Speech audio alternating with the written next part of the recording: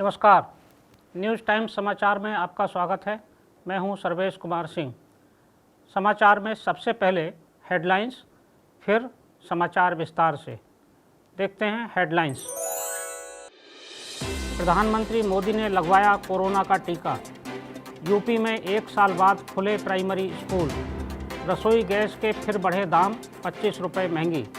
PM Modi ने बताई देश में एक और कृषि क्रांति की ज़रूरत। भगोड़े मेहुल चोकसी की मुसीबत बढ़ी। चीन की करतूत उजागर, ग्रिड फेल करने की थी साजिश। बंगाल चुनाव से पहले भाजपा का गंभीर आरोप। वाराणसी में जेपी नड्डा ने किए बाबा विश्वनाथ के दर्शन और पूजन। मिर्जापुर में जहरीली शराब पीने से 4 लोगों की मृत्यु। कानपुर देहात में सिपाही के पति ने 2 बच्चों को जिंदा फूंका। अब समाचार विस्तार से। प्रधानमंत्री नरेंद्र मोदी ने कोरोना वैक्सीन लगवाई है। आज सुबह उन्होंने स्वयं ही ट्वीट करके कोरोना वैक्सीन लगाए जाने की जानकारी दी। प्रधानमंत्री मोदी एम्स गए और वहां उन्होंने कोरोना का टीका लगवाया। प्रधानमंत्री ने स्वदेशी कंपनी भारत बायोटेक से निर्मित कोवैक्सीन टीका लगवाया है और उन विरोधियों के तमाम सवालों को और प्रश्नों के उन्होंने उत्तर दिए हैं जो लोग स्वदेशी टीके पर सवाल उठा रहे थे। प्रधानमंत्री ने भारत बायोटेक का टीका इसीलिए चुना क्योंकि यह पूर्णतः स्वदेशी टीका है, भारत में ही निर्मित हुआ है। उत्तर प्रदेश में आज से प्राइमरी स्कूल खुल गए हैं। आज 1 मार्च को बच्चे 1 साल बाद विद्यालयों में गए। विद्यालयों में खुशी का माहौल था। जगह जगह बच्चों का स्वागत किया गया, विद्यालयों को सजाया गया, बच्चों की आरती उतारी गई और बच्चे और शिक्षक सभी मास्क लगाकर पहुँचे। हालांकि आज उपस्थिति अपेक्षाकृत काफ़ी कम रही। देश में रसोई गैस के दाम एक बार फिर बढ़े हैं। रसोई गैस के सिलेंडर पर 25 रुपये की बढ़ोतरी की गई है। इसके पहले दिसंबर में ही रसोई गैस के दाम बढ़े थे। अब रसोई गैस 819 रुपये की हो गई है। इससे परिवारों का बजट एक बार फिर गड़बड़ाता नज़र आ रहा है।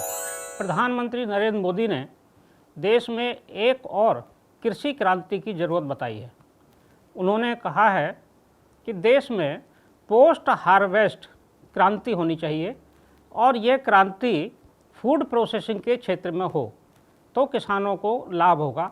उन्होंने कहा कि देश में कृषि उत्पादन, अन्न उत्पादन बढ़ा है, लेकिन इसकी फूड प्रोसेसिंग की प्रक्रिया उस गति से तेज़ नहीं हुई है, उस गति से नहीं बढ़ी है जितनी कि बढ़नी चाहिए थी। पिछले 3-4 दशक में इस पर वो काम नहीं हुआ जो होना चाहिए था। यह कार्य अब किया जाना चाहिए। इससे किसानों की आय दोगुनी होगी, आय बढ़ेगी और गांव की स्थिति में सुधार होगा। पीएनबी बैंक घोटाले के आरोपी मेहुल चोकसी की मुश्किलें बढ़ गई हैं। उनकी नागरिकता रद्द कर दी गई है। ये विदेश में छिपकर रह रहे थे। एंटीगुआ और बारबुडा दोनों देशों ने उनकी नागरिकता रद्द की है। इसके बाद उनको भारतीय कानून के सामने अब पेश होने की स्थिति हो गई है और भारतीय एजेंसियां अब उनको आसानी से भारत में लाकर कानून के सामने खड़ा कर सकती हैं। चीन अपनी करतूतों से बाज नहीं आ रहा है। उसकी एक और करतूत उजागर हुई है। यह करतूत है उसकी पिछले दिनों 12 अक्टूबर को बम्बई में जो ब्लैकआउट हुआ था, ग्रिड फेल हुआ था, उसके पीछे चीन की साजिश उजागर हो रही है। इस साजिश के संकेत वाशिंगटन पोस्ट समाचार पत्र ने दिए हैं। उसने लिखा है कि गलवान घाटी के समय जब भारत ने चीन को करारा जवाब दिया और चीन को ये लगा कि भारत इस पर दबाव बनाएगा, तो उसने साइबर अटैक करके मुंबई की समस्त विद्युत व्यवस्था ग्रिड्स के माध्यम से फेल कर दी थी और उसकी योजना थी कि वो पूरे देश के ग्रिड फेल करना चाहता था। लेकिन ये साजिश उसकी उस समय भी पकड़ में आ गई थी और भारतीय एजेंसियों ने भी इस बात की आशंका व्यक्त की थी कि ये साइबर अटैक के कारण हुआ है। अब इसी बात की पुष्टि वाशिंगटन पोस्ट ने कर दी है कि 12 अक्टूबर की घटना के पीछे चीन का शातिर दिमाग रहा है। 5 राज्यों में चुनाव की घोषणा हुई है। इसमें पश्चिम बंगाल भी शामिल है। पश्चिम बंगाल में सबसे ज़्यादा घमासान है। यहाँ भाजपा ने सत्तारूढ़ तृणमूल कांग्रेस पर आरोप लगाया है कि उसने चुनाव में धांधली और गड़बड़ी करने की कोशिश अभी से शुरू कर दी है। भारतीय जनता पार्टी ने आरोप लगाया है कि वहाँ के कुछ अधिकारी सरकारी कर्मचारियों से उनकी वोटर आईडी और उनका आधार और उनका परिचय पत्र ये सब प्राप्त कर रहे हैं और ये सब पोस्टल बैलेट में धांधली के नाम पर किया जा रहा है। इसी शिकायत को लेकर भारतीय जनता पार्टी का प्रतिनिधिमंडल सांसद स्वपन दास गुप्ता के नेतृत्व में कोलकाता के पुलिस कमिश्नर सोमेन मित्रा से मिला है। भारतीय जनता पार्टी के राष्ट्रीय अध्यक्ष जेपी नड्डा 2 दिन से वाराणसी में हैं। आज उन्होंने बाबा विश्वनाथ के दर्शन किए, वहाँ पूजन किया और बाबा विश्वनाथ की गलियों में घूमे, वहाँ के सौंदर्य कार्यों का भी निरीक्षण किया और वहाँ विकास कार्यों के निर्देश दिए। उत्तर प्रदेश के मिर्ज़ापुर से गंभीर समाचार है। वहाँ 4 लोग शराब पीने से मरे हैं। देसी शराब के कारण 4 व्यक्तियों की मौत हुई है। घटना मिर्ज़ापुर कोतवाली क्षेत्र के एक गांव की है।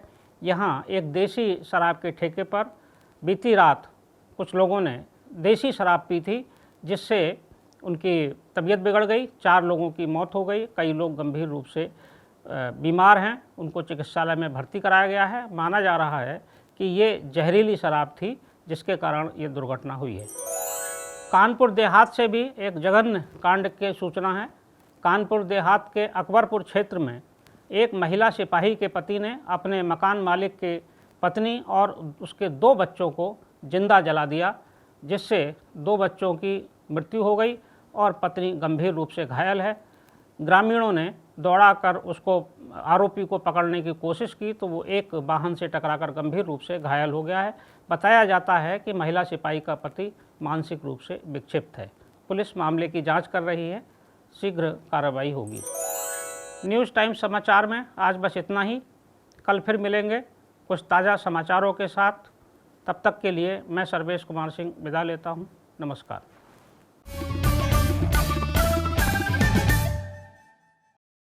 सब्सक्राइब करें हमारे YouTube चैनल को और हर अपडेट पाने के लिए बेल आइकन को दबाएं।